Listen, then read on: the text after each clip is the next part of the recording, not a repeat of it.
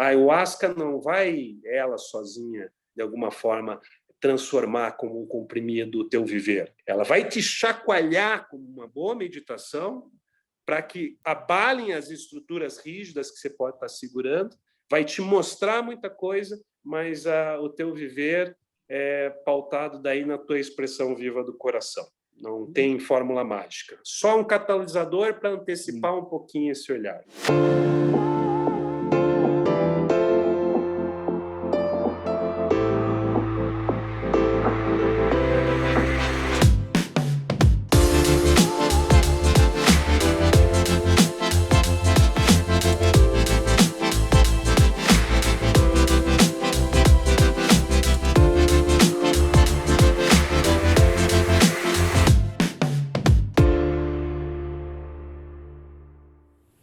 Olha, nessa conversa com o Henrique Hessel, com antropólogo, advogado e, por que não, guardião também da floresta, Henrique Hessel, esse papo nós aprofundamos tudo o que diz respeito às medicinas maestras, às plantas de poder.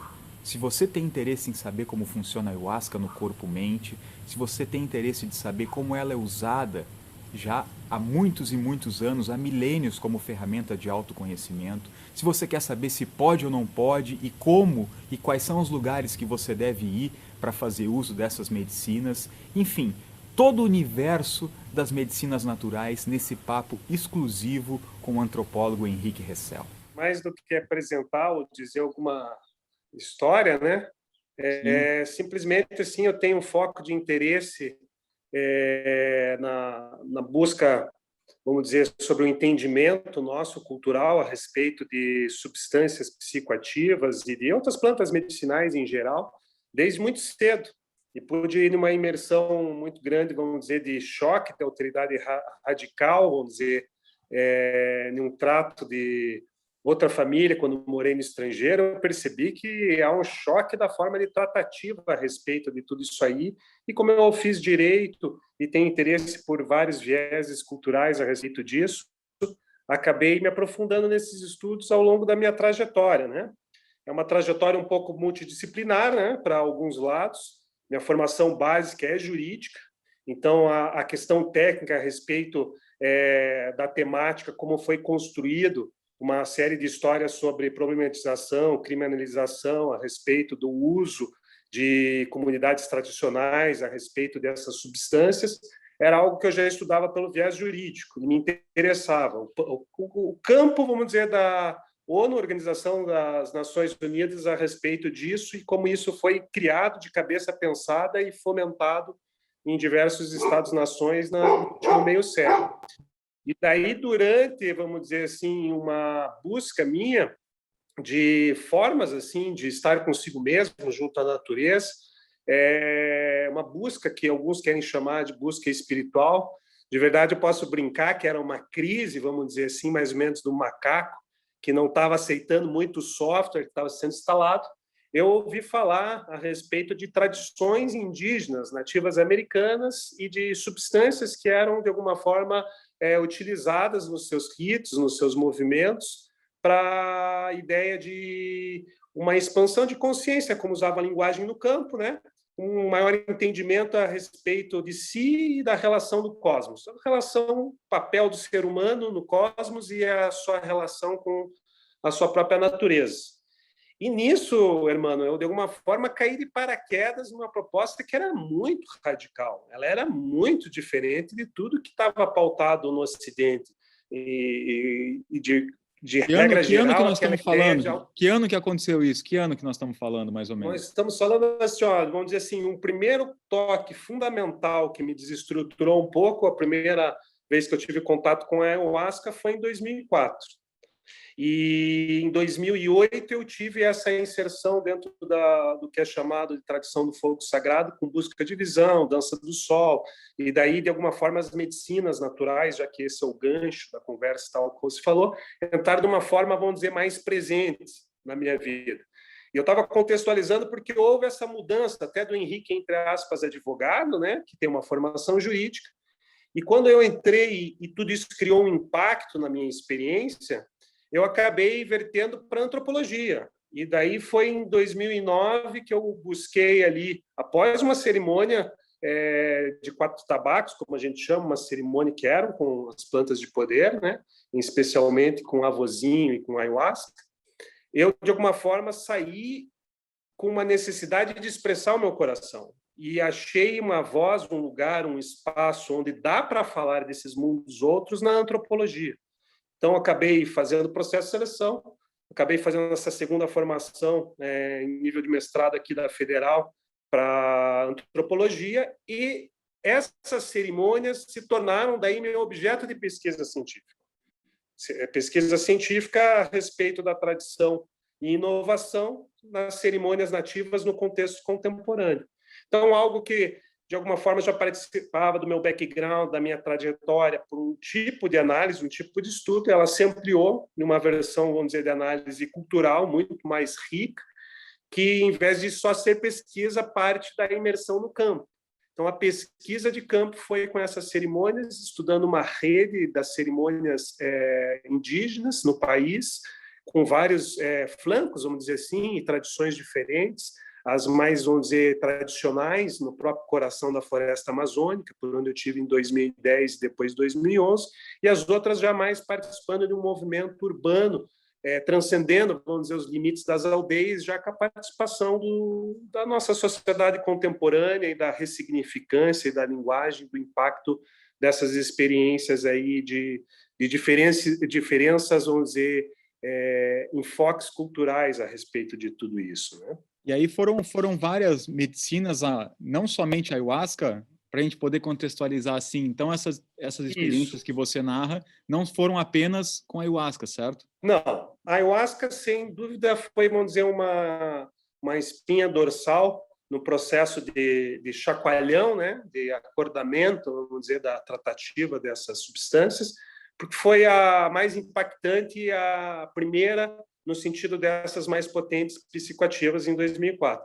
Mas o campo é muito vasto, e como eu acabei viajando, indo para algumas danças no Equador, também no Peru, também no México, e pelos estudos próprios da relação jurídica e da antropologia que eu estava desenvolvendo, a questão dos Estados Unidos com o peyotismo, né? Então, dentro disso, a gente tem lá um movimento que é similar ao movimento ayahuasqueiro no país, mas que remonta, vamos dizer, a discussão político-jurídica, o embate de legitimação desse uso tradicional a 1918, lá no estado norte-americano, com o peyotismo, onde, assim como aconteceu aqui, lá inicialmente, as comunidades nativas, para poder preservar seu way of life, poder preservar sua tradição, seus modos e ritos, tiveram que se constituir como NAC, Native American Church. As igrejas nativas americanas expandiram e difundiram e protegeram o uso, vamos dizer, do peyote lá nos Estados Unidos, que também tive a oportunidade de conhecer uma medicina que também, de alguma forma, traz assim uma experiência muito grande, muito íntima da nossa própria natureza. Já no Peru, ali você tem o São Pedro, né? Você tem uma difusão muito grande do São Pedro, que seria, vamos dizer, um parente do peyote, mas é um andino, é uma outra espécie de cactus, é outro formato, mas de alguma maneira também tem seus usos tradicionais, é usado como medicina dentro das cerimônias. E, além disso, toda uma série de outras medicinas que são das regionalidades. E assim como eu estava falando do exemplo dos Estados Unidos, o Brasil é a mesma coisa. Você tem o uso tradicional, ancestral, milenar pelos indígenas no coração da floresta e que não se restringe à ayahuasca.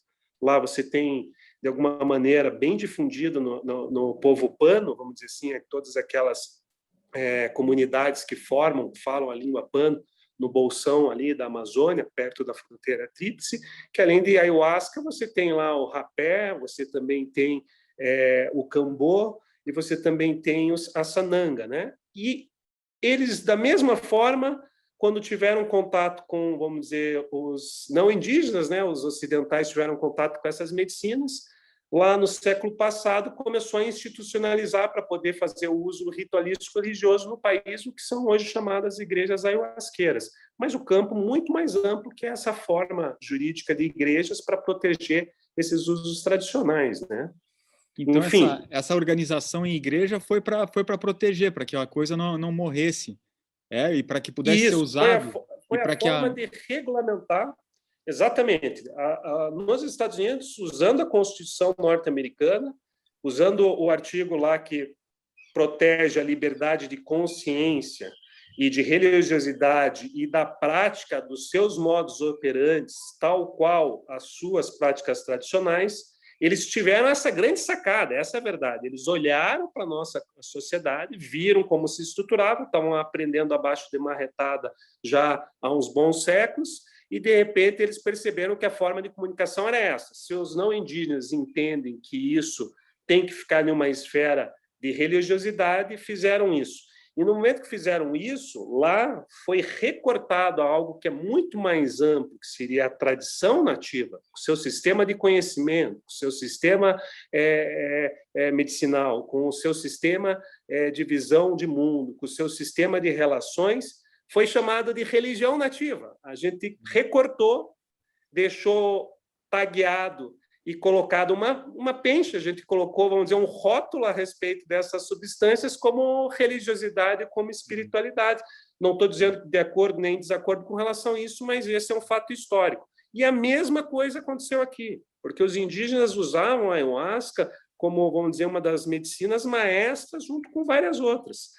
E aqui também, para legitimação, usando a Constituição Federal Brasileira, no artigo 5º, a liberdade de consciência, de expressão religiosa e de prática de seus ritos, houve a proteção dessas medicinas naturais ao redor das igrejas ayahuasqueiras, né? Mas o campo é muito mais amplo que a forma da ayahuasca. Mas é só dentro para eu entender, já é só dentro do uso ritualístico, ou qualquer pessoa no Brasil pode fazer uso dessas substâncias livremente? Como é que é isso legalmente? Isso legalmente depende muito, vamos dizer, de uma perspectiva de quem está fazendo a avaliação e a aplicação da regra. Por quê? Porque você tem um campo jurídico que está avançando progressivamente. A rigor, saiu já no Brasil uma deontologia do uso da ayahuasca. Então, a religiosidade não necessariamente precisa significar uma religião constituída, formalizada com dogmas. Ela pode ser dentro de uma espiritualidade mais fluida. Por isso, também entraram não só as igrejas ayahuasqueiras nessa deontologia do uso da ayahuasca, como outros grupos, que são as vertentes que são chamadas na academia como New Age, né? Nova Era, que tem formas um pouco mais atualizadas, novas linguagens para se referir com tudo isso. Mas, a rigor, a hipótese tal qual a gente tem a exceção do uso dessas substâncias é a hipótese que está no artigo da Lei de Tóxicos, artigo 2º, que vai dizer o uso estritamente ritualístico religioso. E o Santo Daime e a ayahuasca, qual é a diferença entre eles? Porque a gente ouve muito falar no Daime, no surgimento dele, com a igreja do mestre Irineu, toda essa coisa. Mas a substância em si é a mesma, Wagner, ou não? Ou tem diferença? Sim, num sentido sim. Tem o DMT e você está falando da infusão de duas plantas, né? O cipó e a folha de chacrona. Mariria chacrona, a infusão das duas plantas. Um tem o inibidor imal, o outro tem o DMT, que o inibidor torna ativo. Essa é a base da ayahuasca. Mas cada contexto regional tradicional tem os seus feitios, os seus preparos, com uma certa peculiaridade, com diferenças que são marcadas. A estrutura mesma, a raiz é a mesma, o centro é o mesmo, mas há pequenas diferenças. A ayahuasca vem do quechua, que significaria vinho das almas, que é a linguagem dos povos, vamos dizer, amazônicos, ali peruanos, da fronteira tríplice, tal qual a gente conhece hoje.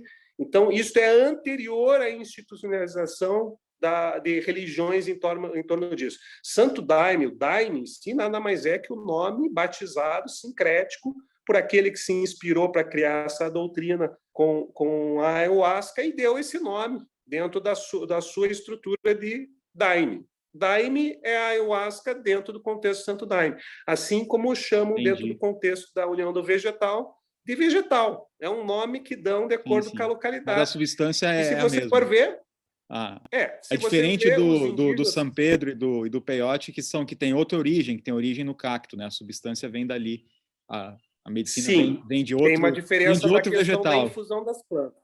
Sim, tudo do reino vegetal, mas tem uma diferença também Até você vai ver, São Pedro não é São Pedro, já é um nome sincrético que foi dado em função da colonização das Américas.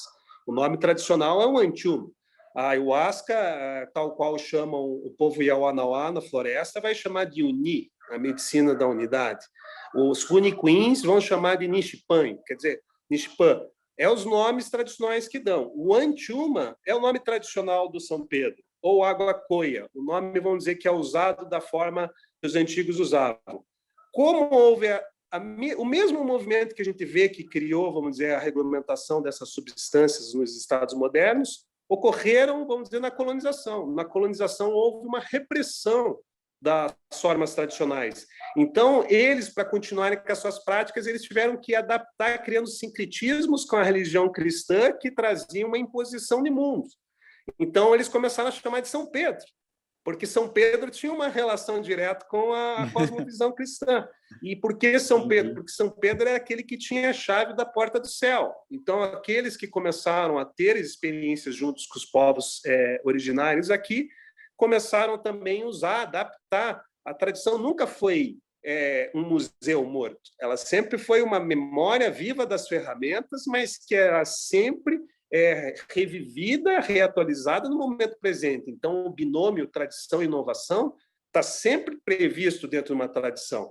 Então, até os nomes, as formas de lidar, são formas de navegar frente ao coletivo humano e as suas formas, vamos dizer, coletivizantes. Porque, se você for ver, tanto como as igrejas, só para esclarecer para quem está entrando nessa conversa, e a gente acabou entrando por um viés jurídico, espontaneamente, é bem simples. Se você for lá nos Estados Unidos, tem igreja nativa americana que, de fato, não tem um espaço físico de igreja. Eles só têm a regulamentação para poderem continuar usando no meio lá dos seus espaços das aldeias e das suas comunidades, da mesma forma que era milenarmente. Assim como teve outros que optaram por realmente fazer um sincretismo, que foi montar uma igreja para que o ocidental pudesse ver que é uma igreja, colocarem uma cruz cristã e colocam no estatuto da ANAC, da Native American Church, que o peiote é muito similar com a Bíblia, que eles estão falando a mesma coisa, mas um está falando de uma experiência de segunda mão, de palavra escrita, e o outro está falando de uma possibilidade da experiência direta. Então, nesse sentido, é a navegação, os contornos que estão dando, porque essas coisas têm uma permanência muito grande, por mais que a obtusidade do homem possa dizer assim, não, essas plantas não podem existir. Sim. Elas existem à revelia da obtusidade da cultura humana. E você falou de um negócio que está havendo um avanço. Esse avanço é no sentido de regulamentar de verdade o uso dessas substâncias e da ayahuasca também, ou não? Porque isso eu escuto desde a primeira vez que eu ouvi falar na ayahuasca também. Né? Eu sei, mas digamos assim, para responder direto, antes de responder com profundidade, há um avanço muito lento. Se for falar culturalmente, acaba sendo ridículo, mas culturalmente, vamos dizer, do mainstream. Mas o campo é tão grande, o avanço é tão grande, que para você pode ser até uma surpresa o que eu vou dizer, mas os estudos acadêmicos de ponta, no mundo afora, chama de diáspora da ayahuasca, porque a ayahuasca ganhou os 4 cantos do planeta. Ela tem uma expansão muito grande. Já a cultura coletivizante não está acompanhando isso. A gente está num movimento, num tempo assim que está vindo um reboot um tanto quanto obtuso, meio reacionário. Então, em termos práticos, no país, a discussão que avançou lenta e gradualmente durante tempos foi tomada uma pasada de cal. Até que mude o contexto, houve um retrocesso total e direto que busca a marginalização, proibição, por controle e por uma série de outras coisas que, se a gente for puxando aqui, a gente vai entrar em um campo político a respeito do mundo das drogas. Porque é bem importante deixar frisado algo simples, que dá para falar de uma forma muito rápida. A proibição foi pensada de todas as substâncias, porque elas existiam, elas estavam no mundo e tinham uma relação direta com os seus usos tradicionais, sejam comunidades nativas ou comunidades, vamos dizer, mais urbanas. A gente já teve experiência de proibição do álcool. Vamos dizer, o conflito que gerou foi muito grande. E quando começa o movimento de proibição dessas substâncias no mundo, isso foi de cabeça pensada, para ter mais ingerência no quintal dos outros Estados-nações, para gerar orçamentos trilionários, para gerar inteligência para manejo político com relação aos Estados-nações. Então, a proibição que começa lá em 1950, 1960, e que tem uma projeção muito simples na era Nixon, vira uma ordem internacional colocada através da Organização das Nações Unidas. Nenhum país podia, de alguma forma, ir contra aquilo. Então, quando a gente fala que está tendo um avanço, está tendo porque a visão da ONU, que é uma pedra angular de proibição, por mais que os ordenamentos jurídicos são soberanos e podem ter as suas formas de tratativa, eles tinham uma diretriz geral de proibição da ONU. E essa começou a ser conversada e ser, vamos, de alguma forma, reordenada. No ano passado, em novembro de 2020, a proibição, vamos dizer, com relação à cannabis ativa foi retirada para a ONU.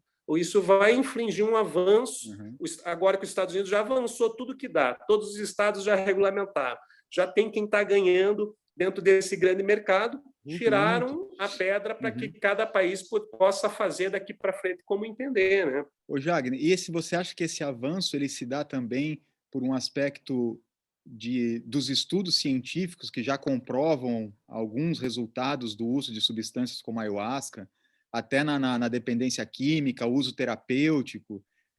Então, o reconhecimento da substância como fato científico tem ajudado nisso? Isso é uma realidade nesse ambiente ou não? Ajuda, com certeza ajuda, de alguma maneira, em especial porque cria pontes de conversa, de diálogo, né, dentro da nossa linguagem ocidental, que está estruturada, vamos dizer, dentro do paradigma biomédico.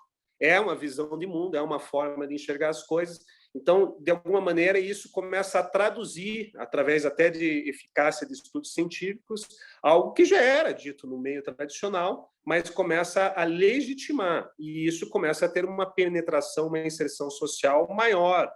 Mas, de verdade, não é esse o grande mérito, isso contribui. O mérito é daqueles que estão na linha de frente, que sempre se sujeitaram às mais diversas questões de regulamentação e repressão, e que estão no campo, fazendo os seus trabalhos, levando os seus trabalhos e a experiência direta das pessoas, de bem-estar, de transformação de vida, falam muito mais alto, vamos dizer, do que a questão, vamos dizer, química, que já é enorme a respeito de quadros de depressão e de outras histórias que a gente já sabe comprovadamente hoje.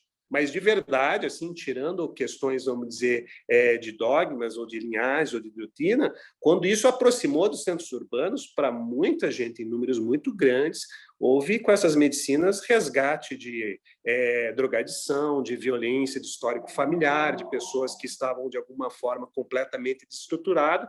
Então, o exemplo concreto das experiências do campo, e que daí, por uma outra vertente científica também, que apoia e contribui e foi crescendo, que é o estudo do campo, a antropologia, as etnografias, os relatos, todo o material que é feito disso, já antecedia, em algum sentido, também as conclusões que estão sendo, vamos dizer, levantadas pelo enfoque biomédico, né? Mas, assim, está tudo contribuindo, cada um nas suas áreas, nos seus campos de atuação, mas, de verdade, mais do que qualquer ser humano, quem está fazendo o papel é a própria medicina. Ela tem a sua inteligência e está achando seus espaços de atuação, porque ela faz parte desse organismo da Terra. Aonde que peiote, lá perto do México, Estados Unidos, aonde que o San Pedro, a ayahuasca, em que aspecto do ser humano ou do além ser humano eles se encontram? Será que eles se encontram ou não? Não há uma divisão para poder separar o aspecto, mas a gente pode colocar sobre isso só mantendo a clareza na introdução de dizer assim, quem de alguma forma é afetado, tem a experiência, vamos dizer, estar sob o efeito, isso que chamam estados alterados e tudo mais, é o corpo-mente. É a única coisa que é tocada. Consciência, ela não fica alterada de forma alguma, mas essa experiência tal qual se está referindo corpo-mente, essa ideia de um indivíduo, isso aí já é, de alguma forma, na própria linguagem tradicional esclarecido, e eu acho que é de grande utilidade, é usado na antropologia, e é uma forma muito inteligente de ver essas questões. Eu participei de um congresso que chamava Plantas Sagradas na Unicamp, e a linguagem que de diversos cantos do mundo se usa, não só na academia, mas dos povos tradicionais, são plantas maestras. E por que isso? Porque os antigos, a nossa sabedoria tradicional, perceberam já que algumas plantas, algumas ervas e tudo mais faziam benefício para o corpo, por exemplo. Um chá de alguma coisa que relaxa, um chá de alguma coisa que melhora a digestão. E eles perceberam que outras plantas e substâncias, além de um afetamento no organismo, no sentido do corpo físico, eles também produziam bem-estar para a mente e para as emoções. Mas eles não separavam mente do organismo, porque isso é uma simbiose orgânica. Ela atua no organismo, sem sombra de dúvidas. Você está aí com todo o aparato tecnológico científico para dizer de toda a conexão química, neurológica, orgânica que causa no corpo, mas elas, sem sombra de dúvidas, atuam muito radicalmente nisso que é o software, o aparato cultural, a mente. Isto que tem tradicionalmente uma moldura, que é o nosso aculturamento, a gente chama de aculturamento ou endoculturamento, esse seria o termo científico para isso. Na verdade, a gente chama para os outros animais como cachorros de adestramento, mas para a gente quer chamar de educação, mas é um adestramento cultural que a gente recebe. Isto a antropologia vai chamar de colonização do pensamento. A antropologia é o esforço teórico, prático, da descolonização permanente do pensamento humano, nas palavras do Eduardo Viveiras de Castro, que é um dos maiores antropólogos brasileiros. Então, esta moldura do teu pensamento formatado a partir dos inputs de fora para dentro, que é a sociedade, a família, toda a repetição, são colocados em xeque com essas substâncias, porque essas substâncias... No uso da substância, ela já revela uma outra maneira, inclusive de perceber esse corpo-mente. Quando eu estou ali... Exatamente. Quando o corpo e mente são submetidos à substância, eles também são submetidos a uma outra maneira de serem vistos, né? Claro, porque se a gente for falar de alguma forma esse condicionamento da nossa sociedade dita moderna, ela é, digamos assim, um condicionamento potente da mente sobre o corpo. Você tem radicalmente um eixo do mundo no Ocidente, nas sociedades coletivizantes, no seu pensar. O teu pensar é preponderante e essas substâncias, em um instante muito rápido, colocam todo o teu sentir completamente natural, orgânico, relacionado com a própria natureza, já numa elevação onde o pensar já não é tão preponderante. Então, o sentir, não no sentido só físico do corpo, mas você poder compreender a partir de inputs, de informações que são da própria natureza, que são da própria planta. Por isso que os relatos mais claros é dizer a planta dialoga, conversa com você e ela está mostrando uma outra visão a respeito da interconexão, da inter-relação da vida. E você, com isso, de alguma forma, começa a botar em xeque se a tua estrutura formatada do pensamento está em dissonância com a tua própria natureza. Que é uma forma simples de perceber isso. Hoje, os indivíduos estão tão fragmentados, a questão do sujeito, né? Não vou nem chamar de pessoa, que com a forma que está constituída uma sociedade, o cara pensa uma coisa e sente outra. Ele está dividido, está em choque. O seu sentir e o seu pensar, ele está totalmente imerso em uma pressão do dever ser. Dever ser, ele está condicionado na caixinha do ser. No momento que você põe algo que é específico para afetar isso, é nítido, essa é uma experiência clara que está nessas substâncias, por isso você vai falar do uso ritual das substâncias, não como uma questão química só da substância, mas da forma tal qual ela é experimentada, causa uma experiência onde põe relevo total no teu sentido. E daí a experiência, aqui a gente vai falar de uma forma muito relativa para o nosso bate-papo, mas uma lente de aumento nessa ideia de dentro.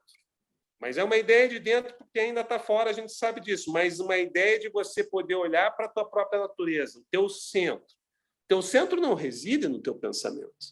E essas substâncias mostram muito rapidamente nisso. Então, se a gente vai falar que afeta não só o corpo e mente, a gente pode falar, porque também é um corpo sutil, que te afeta energeticamente.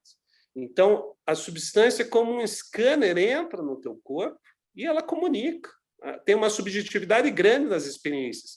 A forma que você vai fazer a utilização fornece uma experiência. O teu momento, o que tu está sentindo, como é que tu está se relacionando com o mundo, qual que é a ideia até do teu eixo de cosmovisão estruturante que você não quer largar a mão. Essas coisas vão criar uma maleabilidade, vão soltar um pouquinho a fronteira do teu pensamento, vão elastecer ela, e de verdade o que tem para expandir é isso. Se essa moldura está quadrada, vai elastecer, deixar mais fluido, mais solto, mais aberto, mais acurado, mais sintonizado com outro ritmo que a planta proporciona, para que você de verdade possa olhar verticalmente a própria natureza, aquilo que te move, aquilo que é mais verdadeiro e sincero.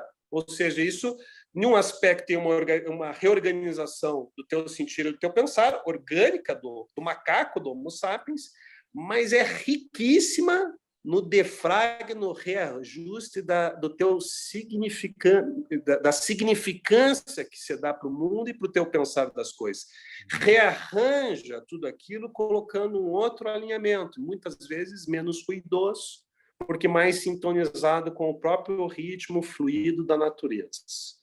Então, o que acontece? A gente pode ilustrar, assim, poeticamente, sem uma pretensão muito grande de fazer uma digressão científica sobre isso, vai lá nós, urbanoides, seres condicionados culturais, com uma bagagem do pensar, e aquela substância que vem da floresta ou vem do deserto, mas que é totalmente natural, milenar, ancestral, que já vem conduzindo cosmovisões há milênio, vai lá e cria um choque. Tem um beija-flor aqui, veio nos visitar agora em homenagem ao nosso papo. Ele já veio, voltou, e agora veio de novo. Maravilha! E você percebe isso que as medicinas, como a natureza se comunica de uma forma muito mais clara. Então, nisso, esse choque é um choque de verdade da tua própria natureza com a tua cultura. E a bagagem da cultura está em sintonia, muitas vezes, com a natureza. E essas substâncias ajudam a dar uma olhada, botar uma lente em tudo isso. Nesse aspecto da relação, né, e do impacto que ela causa no corpo-mente, que é, assim, algo, para mim, muito, muito claro, a gente pode talvez traçar um paralelo com a meditação, porque as propostas de meditação, a meditação também enquanto técnica, certo? Ou enquanto método, ou enquanto prática meditativa, ela também me parece que tem uma proposta muito similar, porque você acaba ficando mais sensível, você acaba vendo com mais clareza o seu corpo, sentindo mais, percebendo mais, você pode ver também todo o processo de pensar, né, e a origem dele, todos os seus condicionamentos através da meditação. E aí, quando você faz uso, só que a meditação, com uma diferença, você não tem que fazer uso de nenhuma substância externa, digamos assim, certo? Perfeito. Aqui você faz uso dessa substância, porém te arremessa lá para o, como a gente conversou um pouco sobre a história dos monges, se você quiser até você pode repetir, mas te arremessa, te catapulta para um ponto em que o praticante de meditação, desde que tenha tido uma boa instrução, ele vai demorar um tempinho para experimentar, digamos assim, né? Você consegue ver essa similaridade entre a prática meditativa e o uso das substâncias, ou Jagna? Com certeza. A gente só tem que pontuar, como a gente sabe que a gente tem uma relação Jagna e Garbh Shakti dentro de um contexto que não é prática de meditação, e é meditação pura, apontada. Por isso que eu disse a meditação enquanto prática, não é? Enquanto prática, técnica, enquanto método. Enquanto prática, e usando a antropologia para falar, assim como falam e põe rótulos, vamos dizer, tradições indígenas, e vão botar rótulos bem generalizantes, que são pobres, do tipo xamanismo, no sentido, a academia também vai dizer de orientalismos, né? E dentro de orientalismos vai trazer meditação e vai trazer yoga como práticas que também são estruturadas dentro de contextos e tudo mais. E daí veja que maravilha. A relação de meditação e yoga, eles também vão usar a ideia de corpo-mente. A ideia, vamos dizer, de uma relação, de uma observação, de um autoconhecimento, de verdade. A palavra seria um autoconhecimento pela essa observação de como funciona essa estrutura do ser humano de pensar e de sentir. Então, veja, a meditação tem um plus, em um sentido, porque ela é crystal clear, é a olhos vistos, é um colírio. Você não vai estar com os sentidos, vamos dizer assim, embriagados ou alterados ou inspirados por uma substância da natureza. Mas a diferença é que a meditação como prática, ela dá passos pequenos na sua construção, em um sentido desta observação do conteúdo e do contexto de rearranjo. A gente não está falando de meditação enquanto acontecimento, mas meditação enquanto prática. Enquanto essas substâncias, elas simplesmente te arremessam em não lugares onde você vai ter uma experiência muito radical. Por exemplo, é dito que toda a finalidade da meditação é desaparecer o meditante. E, de alguma maneira, a pessoa, o praticante, o sujeito em si, faz imersões gigantes para ter um vislumbre disso, um vislumbre de um instante. E, numa toma de ayahuasca, de repente, você desaparece, não tem você, não tem espaço, não tem fronteira, de uma forma muito direta. Mas, para não ficar com as minhas palavras, bem lembrado por você, o que ilustra isso nesse sentido da prática, de contextos tradicionais, de formas culturais. Teve aí um episódio, coisa de passado mais de década atrás, década e meia, aqui no Brasil, que vieram lhamas, rinpochês, lá do Tibete, ali em Três Coroas, no Rio Grande do Sul, ali no templo budista, né? Eles foram dar um workshop, passar aí mais semana com as atividades deles. E, como eu disse aí na nossa fala, a ayahuasca ganhou os 4 cantos do planeta e eles já estavam ouvindo lá a respeito do chá misterioso da Amazônia, dos índios aqui da América do Sul. E estavam curiosos a respeito, porque a palavra chega muito bem-vinda, com boas novas a respeito disso. E a gente que segue os ritos tradicionais de práticas, seja budistas, meditativas, os orientalismos, como a gente colocou em um grande chavão.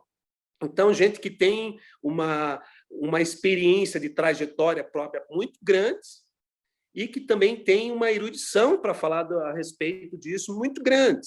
E lamas rinpochês, esses são ditos aqueles que são iluminados, a experiência da iluminação, mas com realização íntima na forma. Eu vou deixar assim como conceitual mesmo, para a gente não abrir um outro guarda-chuva aqui a respeito de algo que o buraco a gente sabe que é mais embaixo, né? Mas aqueles que, de alguma forma, já tiveram um vislumbre da unidade, da unicidade, do todo, do absoluto, em um sentido, e ainda assim conseguiram, na forma, trazer, vamos dizer assim, uma realização de foro íntimo. Por isso chamam de rinpochês iluminados. Nenhum sujeito é iluminado. A iluminação antecede, ultrapassa e vai além do sujeito. Mas dentro da brincadeira, da trajetória do sentido cultural deles, é essa a forma tal qual eles se apresentam aqui. E eles consagraram a ayahuasca, pediram, passaram a palavra, chegou uma ayahuasca para eles, e algumas pessoas ficaram sabendo que eles tiveram interesse, que consagraram a medicina da floresta. E daí, numa entrevista, numa rádio, o entrevistador perguntou para o Rinpoche: vocês que praticam meditação há tanto tempo, que estão trazendo o workshop de meditação para cá, reconhecem, professam os benefícios da ordem daí do relativo para o corpo-mente, da meditação, para o autoconhecimento, para a compreensão do ser humano e tudo mais, por que foram fazer o uso da ayahuasca? Primeiro perguntaram isso. Eles falaram: porque nós não ficamos fechados e circunscritos em si. Tudo que está atuando para esse salto da humanidade para uma compreensão mais profunda e maior a respeito da nossa própria natureza nos interessa, porque a gente está em diálogo com o mundo. Por isso que a gente está aqui e não está lá agora, trazendo também um pouquinho da meditação. E daí o entrevistador perguntou na sequência: e como foi? Só responderam assim: muito bom. 10 anos de meditação em uma única sessão. Para dizer, porque você abre você vai puxar muita coisa. A gente não está falando da meditação como o estado em si, mas realmente você, de alguma forma, tem a potencialidade de lançar um outro olhar, parar, um não olhar, de alguma forma, parar o espaço-tempo, essa viagem da mente, e navegar de uma outra forma para isso que a gente quer chamar de olhar para dentro, que ainda é do relativo. O Oriente vai dizer olha para dentro, os indígenas vão dizer olha para dentro, mas ainda está relativo à trajetória daquele sujeito em si. Dentro, o buraco é mais embaixo, como a gente sabe, mas, de alguma maneira, tanto as práticas do Oriente, isso já é uma generalização, quanto as práticas tradicionais do Ocidente, que também é uma generalização, as práticas tradicionais, estão apontando para a mesma natureza, estão apontando para o mesmo lugar, que é um não lugar. E daí a experiência, a prática em si é só ferramental. Como se diz também, a ayahuasca não vai, ela sozinha, de alguma forma, transformar como um comprimido o teu viver. Ela vai te chacoalhar como uma boa meditação para que abalem as estruturas rígidas que você pode estar segurando, vai te mostrar muita coisa, mas o teu viver é pautado daí na tua expressão viva do coração. Não tem fórmula mágica. Só um catalisador para antecipar um pouquinho esse olhar. E aí me ocorre agora aquela expressão também, como é que você está usando? Xamanismo, orientalismo? Uma expressão... Rótulos da academia, né? Que a academia está usando, orientalista, então, posso dizer assim, que se usa também, que quando o discípulo está pronto, o mestre aparece.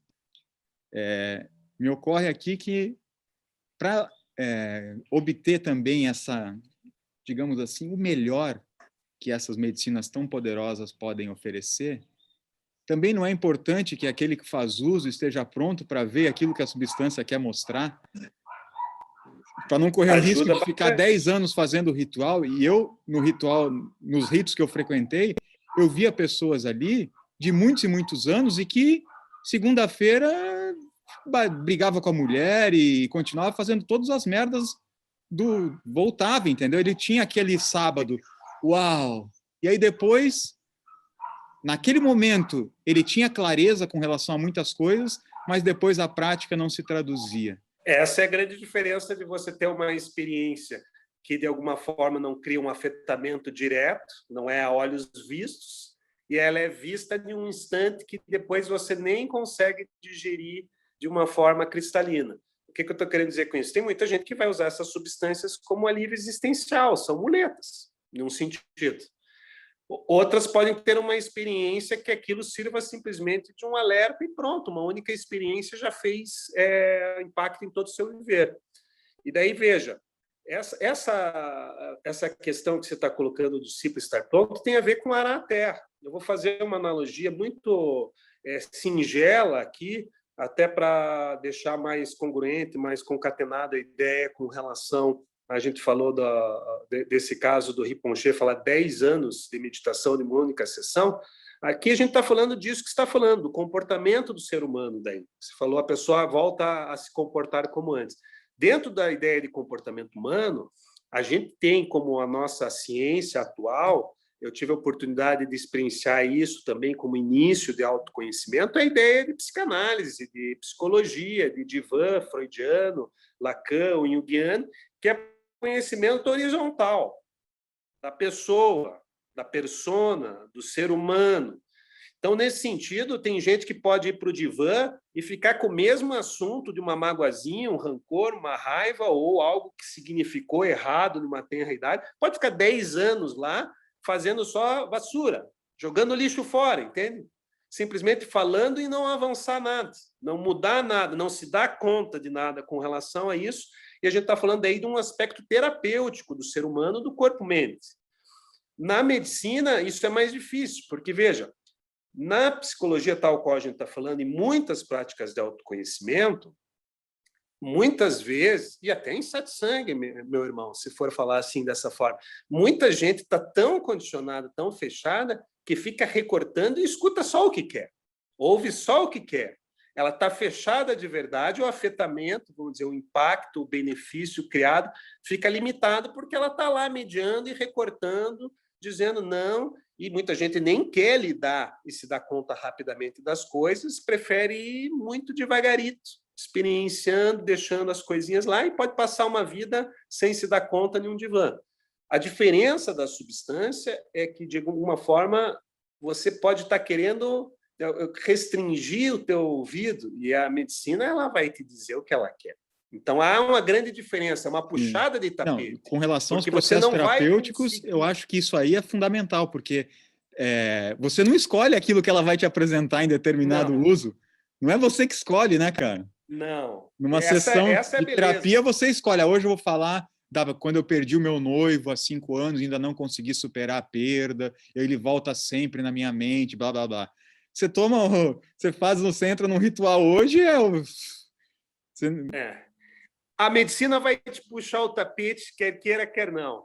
Ou, vamos dizer, um terapeuta não vai nem nunca te puxar o tapete. No máximo, elegantemente, ele vai pedir licença para dizer ali que o tapete pode ser puxado, no sentido.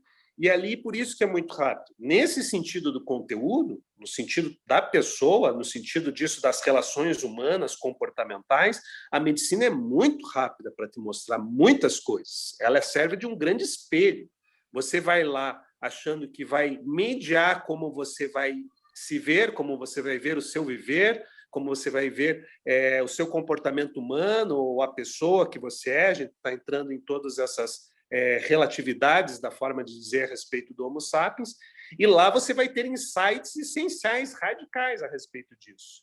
Mas, como eu disse antes, de verdade, tem gente que tem isso, mas... Sim. Como passa a onda, naquele momento de pico, a linguagem é relativa, naquele momento de uma expansão ampliada, não vou dizer da consciência, que a gente vai estar falando errado aqui, mas uma expansão ampliada da própria mentalidade que o cara tem no dia a dia, um pouco mais obtusa, e lá está um pouquinho mais elastecida. Passou efeito, começa a semana, a pessoa não toma aquilo como uma experiência, como uma informação para atuação ordinária no seu viver no cotidiano. E daí aquilo, na verdade, vira só... Aí ela volta de novo para um outro, e volta em outro, e volta em outro, e usa, como você falou, aquilo sei lá, uma sensação de bem-estar fugaz e temporária, e que cria, inclusive, dependência, né? Porque ela fica voltando para ter um momento de alívio ali. É como ela está usando exatamente como uma droga qualquer, dessa maneira, não é? Eu volto, tomo um pouquinho, porque... relaxo, e aí volto de novo a fazer as mesmas merdas de sempre. Esqueço tudo aquilo que a planta me apontou, não é? Tudo aquilo que a medicina apontou, que te mostrou. Que não esquece, né? É fazer vista grossa. Fazer vista grossa o cara pode fazer em meditação, como pode fazer em uma sessão de plantas de poder também, vista grossa, no seu viver no dia seguinte. Mas no sentido de droga, de eu falar como droga e como, vamos dizer aquilo como a ideia de vício, a gente tem que fazer algumas distinções, inclusive as científicas biomédicas, né? Uma questão é a vicissitude no sentido de uma dependência, como você usou, orgânica, e a outra é a ideia da dependência do seu modo de viver, mais até, vamos dizer, emocional e psicológico. Porque nisso, qualquer coisa, a pessoa em um jogo de futebol ou numa igreja tem os seus gozos e extravasos. Algumas pessoas acham esse gozo e extravaso muito mais celebrativo, mais colorido, até tão certo, mas de verdade estão deixando passar o essencial que a gente está, de alguma forma, deixando ressoar no fundo dessa conversa. Vai lá, olha, mas, cara, para ser uma forma mais reta aqui, hoje a gente tem sangas de extrema-direita ayahuasqueiras. É uma incongruência, inclusive, histórica, conceitual. Por quê? Porque, de verdade, a medicina ela tem o seu propósito, a tua atuação, mas ela não vem sozinha ali, ela vem colocada pela mão de alguém. Então, vamos dizer assim, a questão daí não é da substância ou da medicina em si, você tem tudo a ver com relação a como está sendo colocada, qual é o propósito que está sendo colocado. E, de verdade, a ciência já chegou em um ponto que não é a substância em si, não é o DMT em si, não é aquela lá em si. Tanto que os maiores tratados a respeito das substâncias psicoativas vai falar do uso ritual, porque você vai ter um set e um setting, você tem um contexto. Uma coisa é uma substância em um ambiente natural, com a natureza, com fogo, outra é trancada entre quatro paredes, escutando uma música, uma batida. Você falar isso, porque eu acho que nesse momento da nossa conversa, a gente já pode dizer assim, então, qual que seria o uso mais adequado para quem tem interesse ou para quem já experimentou, talvez, e quer experimentar um pouquinho mais ou ir um pouco além? Qual que é o que você recomenda? É para tomar de qualquer jeito ou como é que seria o mais adequado a ser feito? Olha, não tem como dizer o mais e usar essa régua de referência para todos, porque isso tem uma subjetividade com o background de cada um, com o jeitão assim daquilo que te até te toca mais no coração, te apetece mais. Tem muita gente que vai ter uma bagagem necessariamente cristã. É do nosso espectro cultural que a pessoa tenha lá aquela linguagem. Daí, quem sabe, nas cerimônias, vamos dizer, das linhas maiores que tem no país, que são as igrejas, por exemplo, Santo Daime, vai te fazer muito sentido pela linguagem que usam, pelo sincretismo com o cristianismo. Outras pessoas têm um jeito mais livre, mais solto com a sua espiritualidade, vamos dizer assim, a sua forma de ser, estar no mundo, para não colocar como espiritualidade, e querem algo mais raiz, mais roots, mais tradicional. Então, as cerimônias que essas, já expressando, são da minha preferência nesse sentido, eu entendo como elas sendo, vamos dizer, mais enxutas, sem tanta bagagem de compreensão de seres humanos, porque elas deixam que a natureza esteja ensinando. Não tem nenhum orador ou nenhum dogma ou uma tradição escrita nos usos tradicionais dos povos indígenas. Quem está guiando é a medicina, não é um líder lá na frente. De alguma maneira, essas formas tradicionais favorecem muito, porque há um reconhecimento. Os indígenas, quando fazem essas rodas de ayahuascas e os estrangeiros vêm dizer, nossa, quero agradecer tanto vocês por estarem nos ensinando tanto, eles têm toda a humildade de dizer assim, nós não estamos ensinando nada, não direcione para a gente esses agradecimentos. Quem está ensinando é a natureza.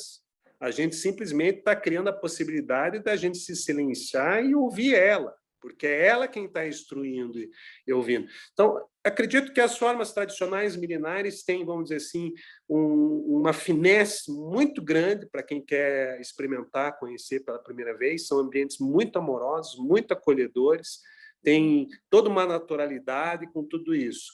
Mas eu não descarto, inclusive dentro do palco que você falou, foi assim que eu conheci a ayahuasca, as experiências sincréticas dessas igrejas. Elas são um pouco mais rígidas, tem estruturas, vamos dizer assim, de separação de homens, de mulheres, não pode cruzar braços, não pode cruzar perna, tem, vamos dizer assim, prescrições comportamentais, não pode fazer sexo 3 dias antes, não pode comer carne vermelha 3 dias antes, toda uma estrutura para favorecer a tua experiência. Um pouquinho, vamos dizer, um rito um pouquinho mais rigoroso, assim. Mas ela tem uma bagagem, uma linguagem que é compreensível para nós colonizados de um processo que veio da Europa. Vai falar a tua cosmovisão, vai falar de Deus, vai falar Jesus, vai usar essa linguagem que é acessível, mesmo que esteja no teu inconsciente e você diga que não tem essa religião. Esse é o teu background cultural, não é o background da cultura nativa indígena. Então, às vezes, isso serve de ponta de diálogo. E a experiência de choque. Então, eu vejo assim, essas igrejas, você falou da questão de uso como droga, elas, na verdade, fazem o oposto. Elas recuperam a pessoa de drogadição e de outros aspectos de violência. Mas, de alguma forma, por isso que elas são mais disciplinadoras. Alguém que tem uma forma de ser bem desregrada e está precisando botar uma certa disciplina na sua vida, lá a medicina é consagrada de uma forma que coloca essa disciplina na tua vida para teu próprio benefício. Já nas cerimônias mais tradicionais indígenas, digamos assim, eles brincam assim, a gente não tem que aprender tanto pela dor, vamos aprender pelo amor. Então, a cantoria, a forma orgânica, natural, você também vai ter o teu insight, também vai aprender de uma forma como se fosse um avôzinho mais amoroso. Mas não é negar um lado nem o outro. Às vezes, depende do jeitão de cada um, uma boa puxada de tapete com uma força rigorosa de disciplina é um acelerador de partículas. Sim. Mas, às vezes, isso Mas não precisa ir até a Amazônia, ir até o Acre, ou eu posso estar em São Paulo, em Curitiba, em Florianópolis, em Fortaleza, e ir num lugar, digamos assim, que eu pudesse...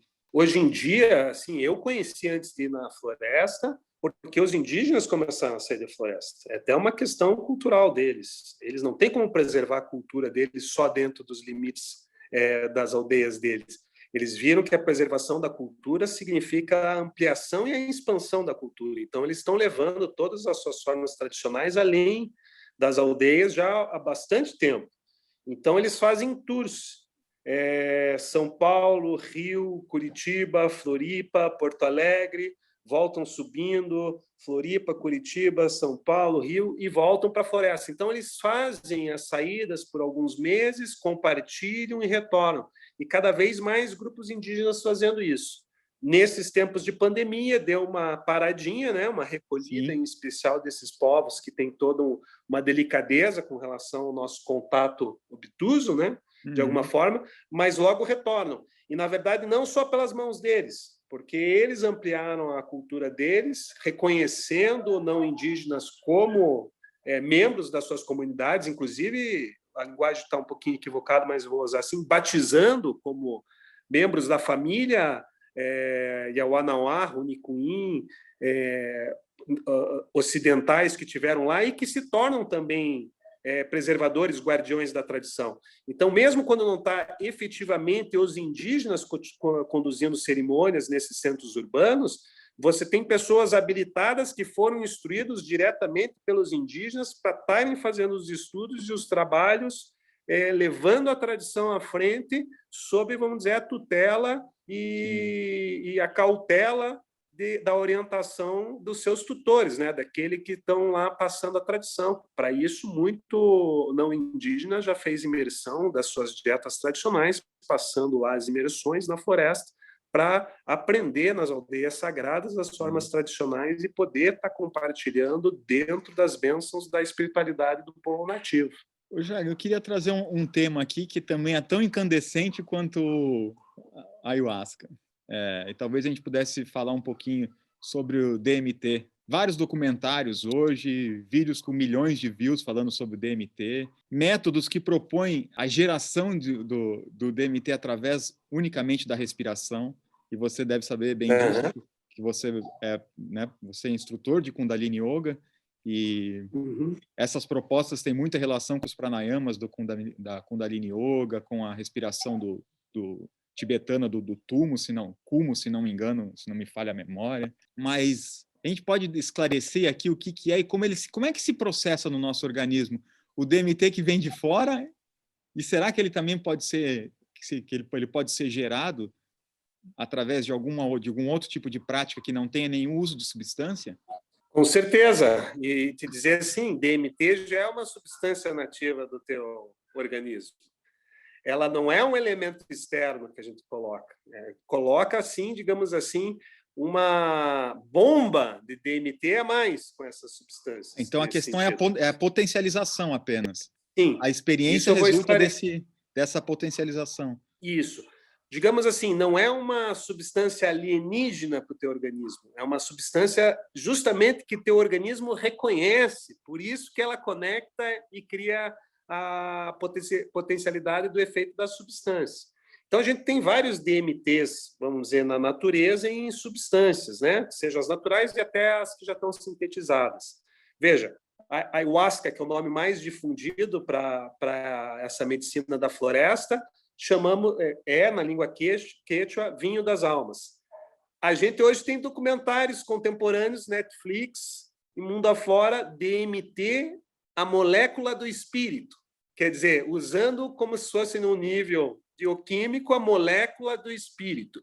E daí tem muita gente, vamos dizer, fazendo digressões a respeito disso, até com registros ancestrais de gravuras, seja em pirâmides aqui das Américas, seja do Egito, da ideia de você ter lá algo orgânico e físico que representa o terceiro olho, que seria, vamos dizer lá, a tua glândula pituitária e a pineal, né?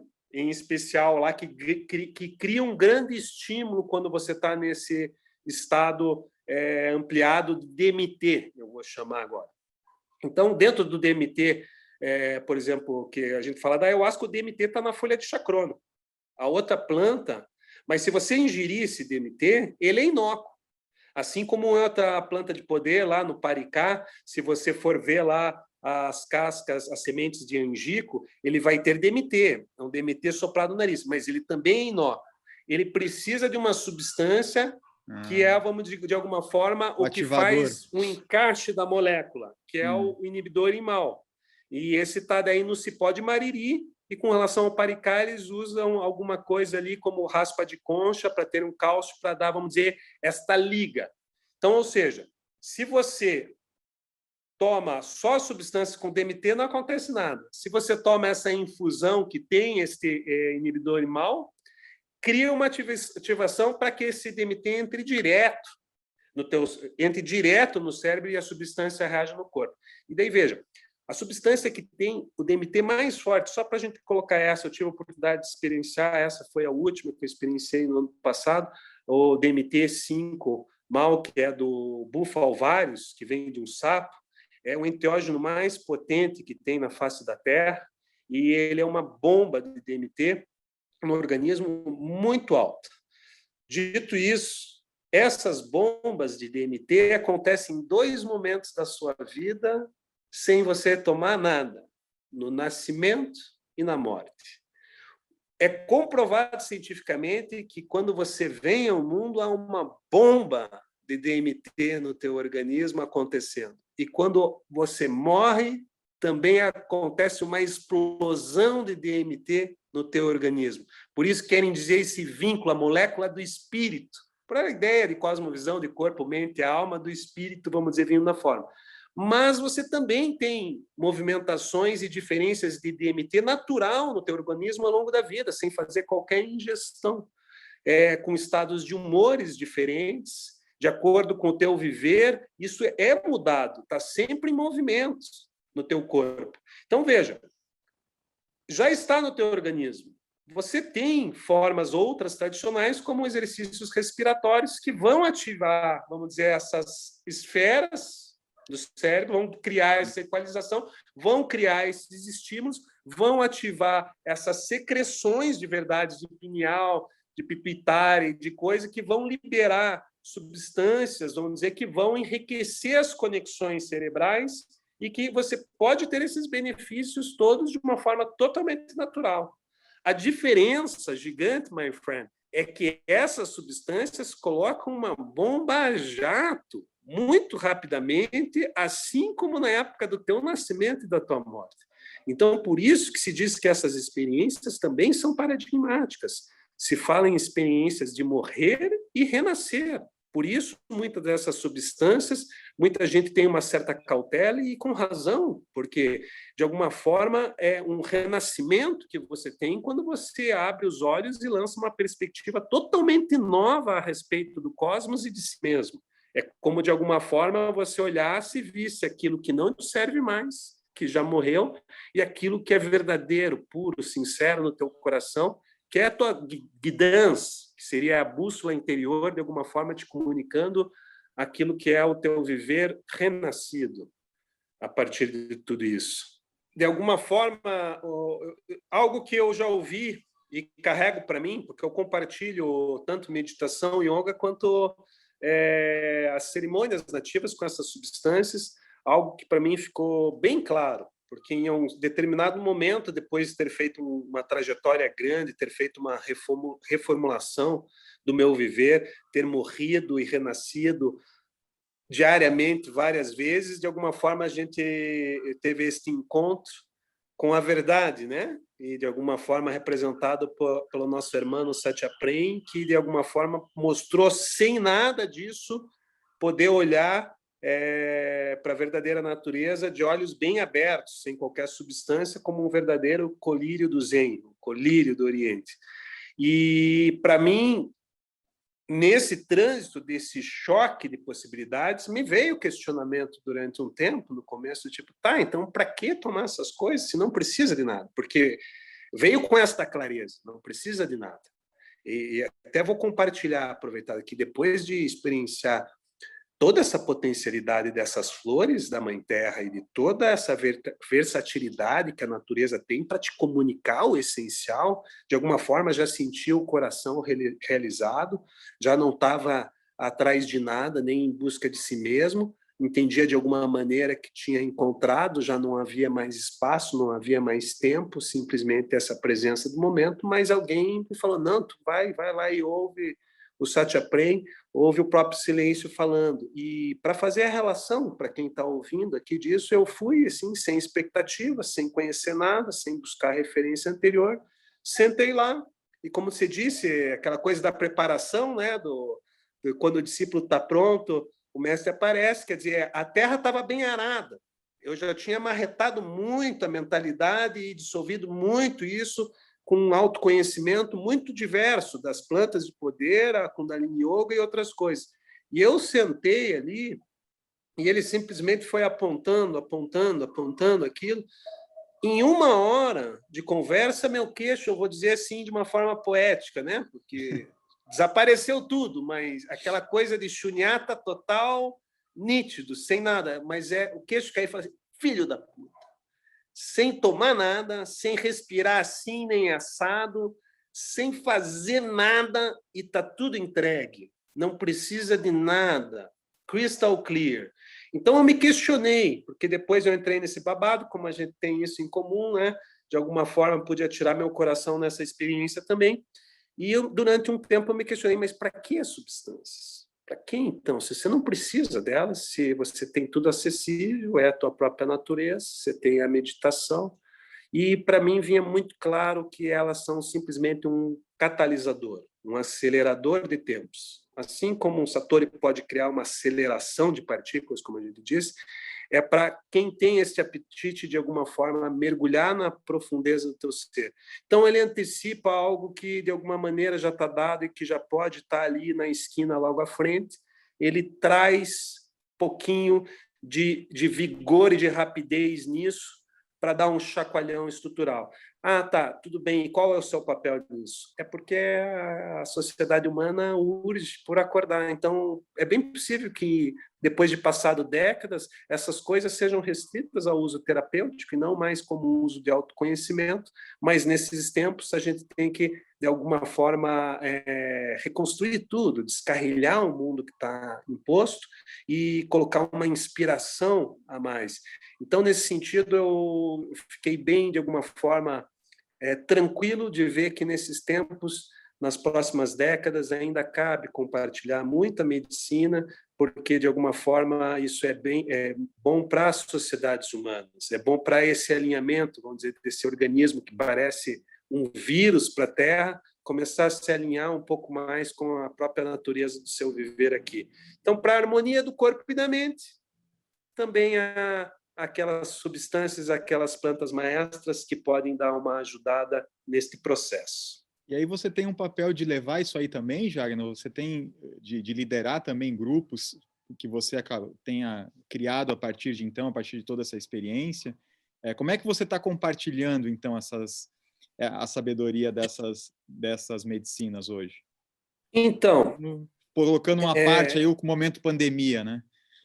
Deixando isso claro. Sim, com certeza, mas incluído neste momento, com toda a delicadeza do momento, né? Essas coisas nunca pararam no sentido de que tiveram até uma repressão social, mas elas, como a gente disse, são uma permanência. Pode fazer o que quiser, elas já estavam aqui, vão continuar aqui, muito além da gente. Então, não tem ninguém fazendo nada, modo de dizer.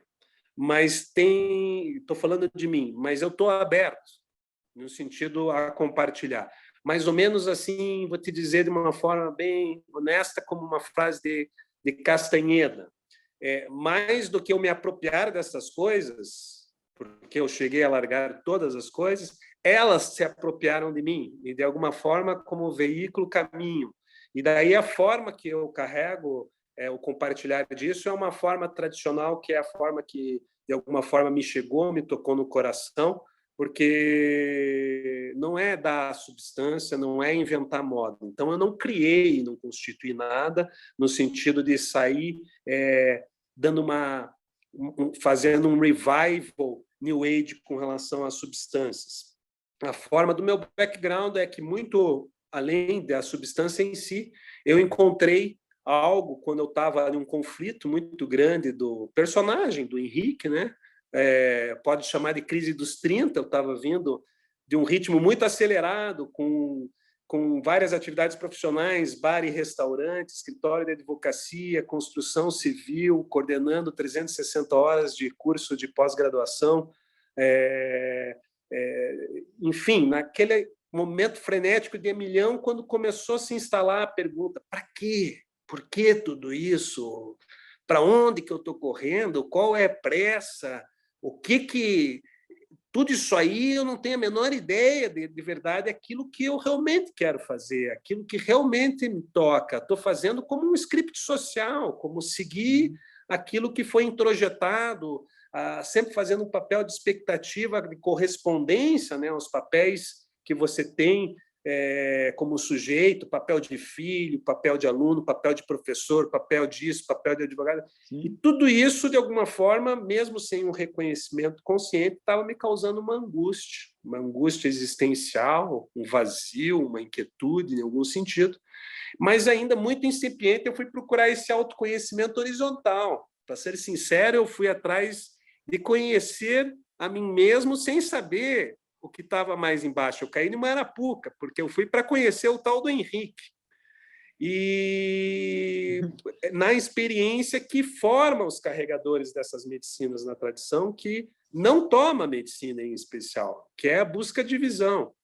É uma das cerimônias que fazem parte, assim como as cerimônias de medicina, as cerimônias de 4 tabacos, de nutrição, né? Os temascais de nutrição, que são as rodas ao redor do fogo, ou as rodas na tenda, que a gente consagra as plantas, né, de poder, em especial a ayahuasca, rapé, enfim, as plantas medicinais dessas tradições. Ela também tem uma formação para que você esteja fazendo essas cerimônias. E uma das formações mais estruturais é a busca de visão, que consiste ficar 4 dias, 4 noites, sozinho, com você mesmo, num espaço junto à natureza, sem falar nada, em silêncio e em jejum total de água e de alimentos. Então, quando eu fui para essa experiência, aquilo me impactou muito. Eu vi, estruturou o Henrique, eu vi que o buraco era mais embaixo, que o verdadeiro autoconhecimento era vertical, não era nada do que eu estava imaginando. Você tem as cerimônias preparatórias, então eu estava na lida e no trato dos estudos com a ayahuasca e com os abuelitos e com as experiências dessas plantas maestras. E por 4 anos eu subi essa experiência. No segundo ano para 7 dias, depois 9 dias, depois 13 dias na montanha. Daí você tem as danças do sol, ou seja, há uma forma tradicional que é passada de mão em mão, que não tem a ver com aprendizado intelectual ou com cursinho ou workshop de final de semana. Tem a ver com você estar depositando o teu coração nessa natureza e no estudo dessas medicinas. E daí, com o passar do tempo, imerso nisso, de alguma forma já divulgando isso, levando as minhas pessoas queridas para isso, compartilhando isso aos 4 ventos, chegaram o que a gente chama de bênçãos, que seria, vamos dizer, a autorização, inclusive documental, porque a gente está no mundo político e jurídico hoje em dia, para você ser carregador da tradição. Então, eu carrego essas formas tradicionais, que chamam fogo de sagrado de Satilata no Brasil, que são formas que ocorriam já desde milênios dos povos nativos e que foram muito além das fronteiras nativas, começaram a ser compartilhados pela toda a extensão das Américas, desde o Alasca até a Terra do Fogo. Cada país foi tendo seus círculos que foram perpetuando e se legitimando. Então, tem os perpetuadores da tradição e eu, no caso, sou um carregador, um portador da tradição. De alguma maneira, simplesmente porta a cerimônia para poder ofertar para aqueles que querem participar, já deixando passar para manter isso para as gerações futuras. Então, eu compartilho... tenho as minhas experiências, já pude participar de muito grupo das mais diversas vertentes, mas a forma que eu sinto para poder colocar, seja para uma pessoa de 18 anos ou para uma minha avó, para minha mãe, para uma senhorinha de qualquer idade, e ter toda a segurança e ancoramento para trabalhar com essa verdadeira montanha russa que é essa proposta das medicinas, eu uso essa forma tradicional do fogo sagrado. E daí, nisso, tem um know-how.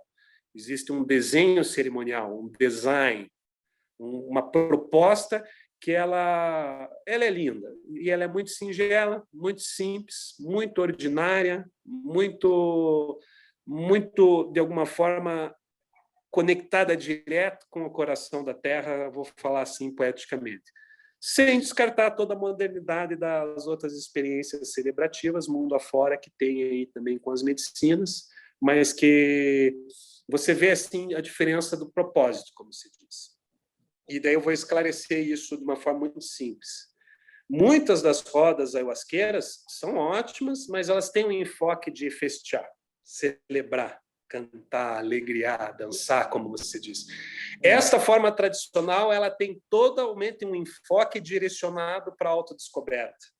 Então, ela, de alguma forma, ela tem algumas propostas que vão colocar você em confrontação consigo mesmo, mais do que só celebrar, até que seja tudo celebração.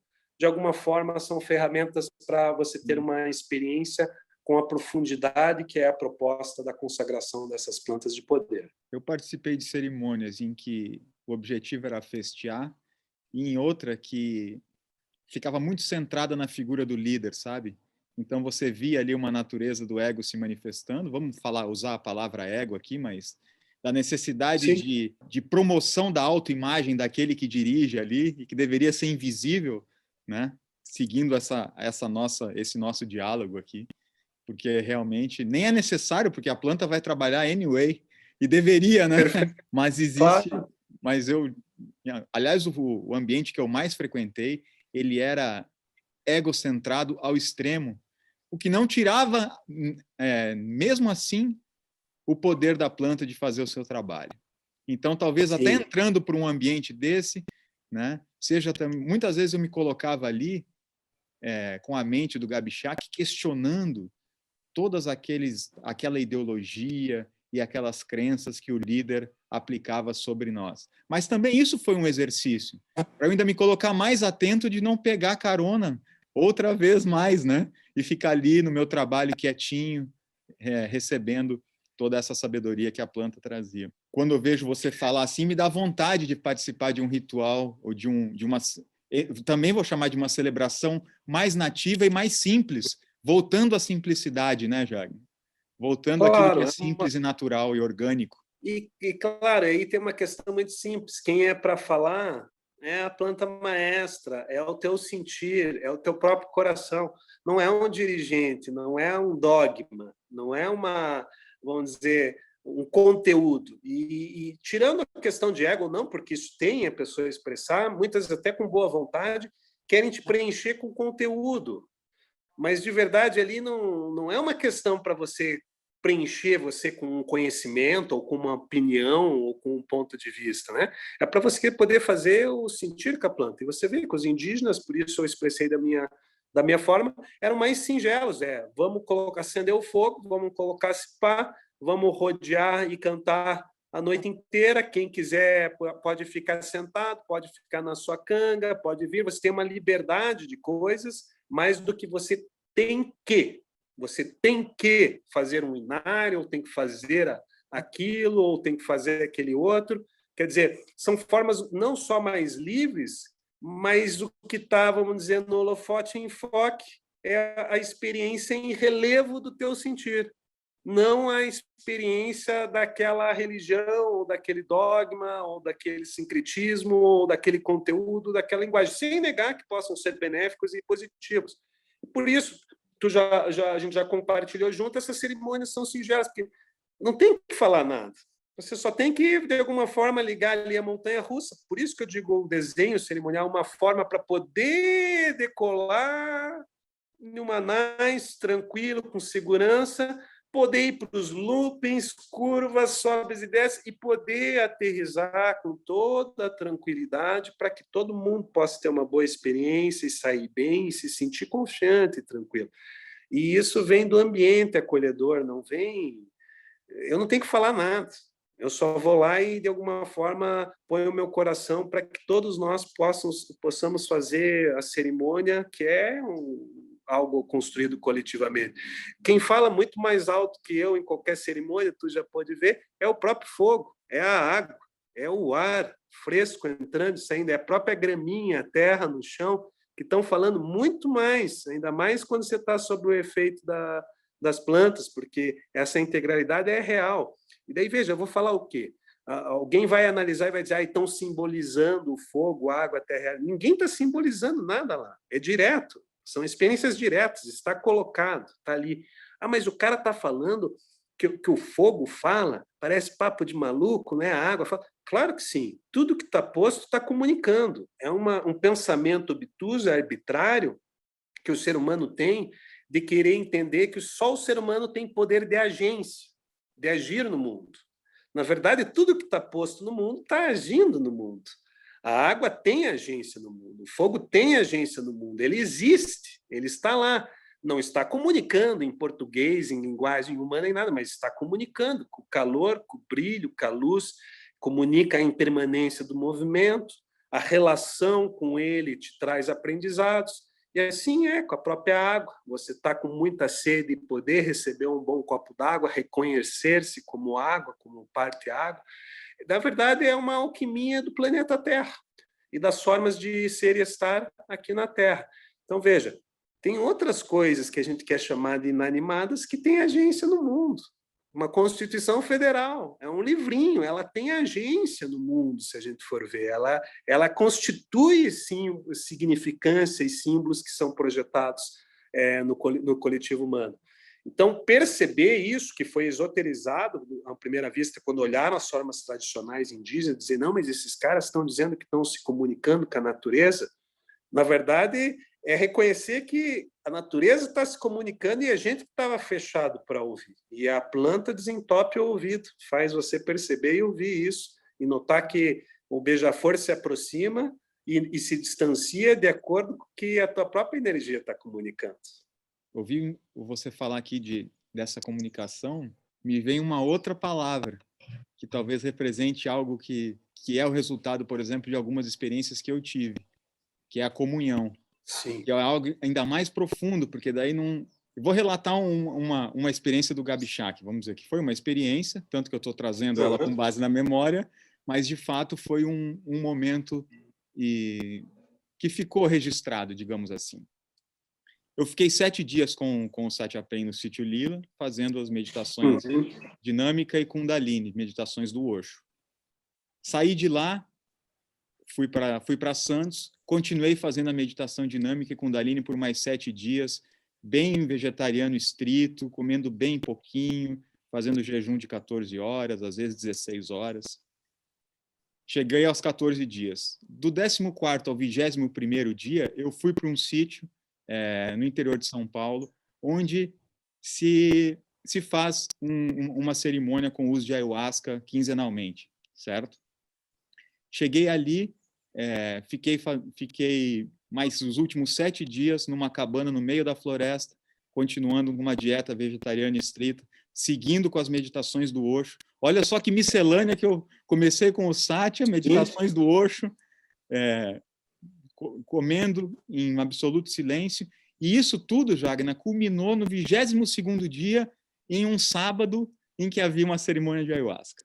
Quando eu fiz isso, eu já tinha até deixado, eu tive um momento da vida, eu já comentei contigo, que eu fui bastante fazer cerimônias de ayahuasca. Eu fiquei usando, experimentando durante entre 1 ano e 2 anos, digamos assim. E aí eu cheguei no 22º dia, como eu ouvi de você uma vez, igual um bife batido. Já estava, assim, flutuando. Molinho. Quando eu cheguei ali, já estava... Nossa! E naquela cerimônia, cara, foi algo assim que... O mais próximo que eu posso relatar de uma experiência de satori, de uma experiência de samadhi, ou uma experiência, voltando àquela palavra, de comunhão, que eu tenho em registros da memória para poder comentar e partilhar. Então, eu devo isso também à medicina, porque ali eu tenho essa imagem clara na mente nesse momento, ali houve uma total dissolução e uma total entrega e uma total comunhão com todas as pessoas que estavam ali, com todos os objetos da natureza que estavam ali personificados, né, em forma, mas houve eu nem vou dizer uma sensação, mas ali houve uma dissolução total, sabe? E as lágrimas caíam pelo rosto do Gabixá, que eu tinha, as lágrimas caíam, e foi mais forte, inclusive, do que em muitos outros momentos, que, claro, que a gente fica mais expansivo, que o chakra cardíaco está mais aberto, existe uma relação, um sentimento de compassividade maior, isso é um fato, isso em muitas cerimônias aconteceu isso comigo, mas nunca com a profundidade e com a clareza de não dualidade do que houve nesse processo, né? Um processo de detox físico, um processo de estar com um mestre vivo, né? Desperto por algum tempo, e de ter culminado no final das contas com a medicina para coroar, digamos assim. Então aquilo foi muito bonito, muito embora a mente tenha tentado repetir depois e nunca mais veio, e nem vai vir, se vier vai vir de outra forma, mas... E nem precisa. Nem precisa, porque você vê a mente que quer trazer de novo, nossa, aquilo foi tão lindo, tudo desapareceu e eu era... Então, e agora, como é que eu trago aquilo de volta? E não traz, né, cara? Não traz. É que não precisa. O reconhecimento de que aquilo já está, de alguma forma, também é a pacificação, né? Mas realmente o que você falou é importante num sentido. A experiência em si, ela cria um paradigma novo. E se tem algo que realmente este caminho de autoconhecimento através das plantas medicinais te entrega, são experiências muito intensas. Assim como você relatou a tua, poderia relatar algumas desse sentido de nirvana, de chácara, abrindo desde o básico até o coronário, e você se dissolvendo e sendo o próprio vento, e sendo isso. Porque, de verdade, assim, se a tua ampliação da percepção, isso é do relativo, né? A consciência está intocada, mas a percepção é ampliada, tanto do sentir, dos sentidos, quanto da mente, o teu campo é ampliado e você está abraçando tudo isso, porque senão você se sente com limitações, né? Sim, com sim. fronteiras, com divisões. Uhum. Então, isso é uma das coisas mais bonitas desse caminho das medicinas. Você ter uma experiência que possa te inspirar, te trazer, te orientar, assim, de alguma forma, esse reconhecimento da inter-relação da vida, no mínimo isso. A unicidade como experiência total, né? Mas a inter-relação disso, de que o ar que você respira, a água e todo o movimento das coisas acontece, ela é muito importante nesse sentido de reconhecer essa irmandade, essa inter-relação de toda, não só os homo sapiens, né, da espécie humana, mas de tudo que está nesse planeta. E a medicina te traz isso, você desloca teu ponto de vista, você rapidamente perde as bordas, a fronteira, não só isso de esquentar o chakra cardíaco, você poder experienciar estar em paz, poder experienciar desacelerar toda aquela bagagem, aquele conteúdo, e ele fica totalmente disponível, acessível para você poder olhar completamente desidentificado daquilo, né? Então, a desidentificação tal qual você criou aquele molde que a gente disse da identificação da forma, e que se diz que é a raiz da ignorância dentro daquilo que a gente chamou de orientalismos, né, no sentido, ela é muito rápida com as plantas de poder, com essas substâncias aí, porque você perde as suas bordas muito rapidamente, e nisso não significa que você consiga digerir, compreender e ter a clareza com relação a isso, mas o teu ser é tocado. De alguma forma, você tem uma experiência que ela serve como uma nova referência para aquilo que você compreende a respeito da relação tua e do teu viver no mundo, né? Então, é um acelerador de partículas. Tira. É um acelerador de partículas. Não é? É só uma experiência. Está no passado, mas ninguém tira o valor da experiência. A questão é que realmente essa interdisciplinaridade que você falou de estar experimentando isso, aquilo e aquele outro, para alguns pode gerar confusão e perdimento, mas nesses tempos muita gente tem alcançado clareza com isso, porque às vezes tu não tem um background para poder olhar com os olhos vistos, e uma coisa pode de alguma forma estar ajudando, colocando os tijolinhos para depois você tirar todos os tijolinhos, né? Dito de alguma forma, é importante, tal qual a gente está condicionado, que o ser humano, e daí, no caso, o indivíduo, o sujeito, ressignifique a porra toda, todo o seu conteúdo. Mas também é importante que você se dê conta que não tem como significar todo o conteúdo, e o troço é irressignificável no sentido mais amplo, porque não tem nada sentido e significância a não ser aquele que você atribui. Mas você fazer isso com olhos novos e desde um centro mais amoroso é benéfico para o viver. E daí o indivíduo tal qual o ser humano é uma experiência. O que você é de verdade é uma não experiência, mas de verdade sim, e afeta. Total. A gente só pode estar falando disso e tendo essas palavras porque houve um background com experiência. Senão vai falar como? Sem referência? Então, uma questão muito clara que eu vejo com relação à ingestão das substâncias, nesse sentido, é produzir uma experiência de corte com o teu conteúdo. E isso ela entrega. Então, é muito rico, de verdade, que esteja acontecendo dessa forma. E daí, para finalizar dizendo isso, é bem simples, a gente pode falar sobre isso, ler 10 mil tratados sobre isso, mas é que nem aquela história do morango. Eu posso escrever sobre o morango, falar da textura, da cor, usar adjetivos para falar do sabor, mas de verdade tu não vai ter a menor ideia do que é um morango, até pode ter uma ideia, mas você precisa experimentar o morango para saber do que está sendo falado vamos dizer, com propriedade, no mínimo de ter a experiência em si.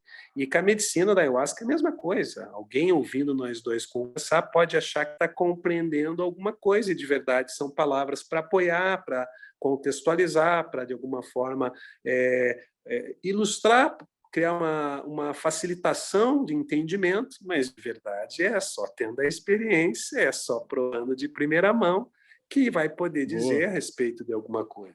Muito bom. Muito obrigado, viu, pela sua disponibilidade. Fico aguardando o convite para já que você está falando em experimentar o morango. Eu não quero ler sobre o morango, quero provar esse morango aí. Então, logo as portas se abram novamente. Isso aí. Portas se abram é muito bom. Logo mais já vai fluir.